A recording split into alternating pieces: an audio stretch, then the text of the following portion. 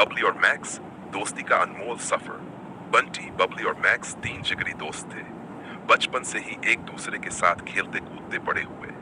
बंटी सबसे ज्यादा शरारती था, बबली पढ़ाई में होशियार और थोड़ी गंभीर, तो मैक्स हमेशा शांत मगर अपने अंदर ढेर सारे गहरे विचार समेटे रहता।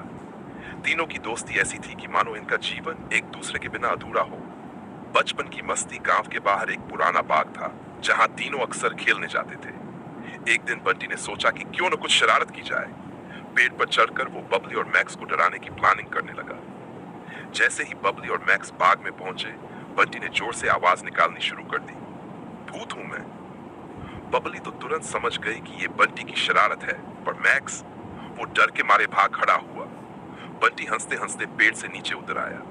देखा कैसा भागा हमारा मैक्स। बबली ने गुस्से से कहा, तू कभी सीरियस हो सकता है? ये सब बेकार की हरकतें क्यों करता है? बंटी ने मुस्कुराते हुए जवाब दिया, सीरियस?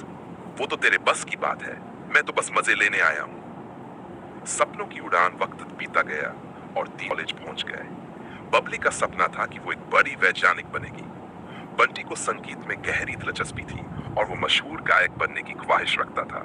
मैक्स, वो तो बस अपनी डायरी में कहानियां लिखता रहता था, एक लेखक बनने का सपना लिए। तीनों अपने अपने सपनों के पीछे दौड़ रहे थे, पर दोस्ती का दामन कभी नहीं छोड़ा। बंटी के गाने की रिहर्सल हो या बबली के प्रयोगशाला के नए प्रयोग या फिर मैक्स की लिखी कहानियां, तीनों हमेशा एक दूसरे को प्रोत्साहित करते रहते थे। उनकी दोस्ती ही उनकी सबसे बड़ी ताकत थी। संघर्ष की राह पर जिंदगी इतनी आसान भी नहीं होती।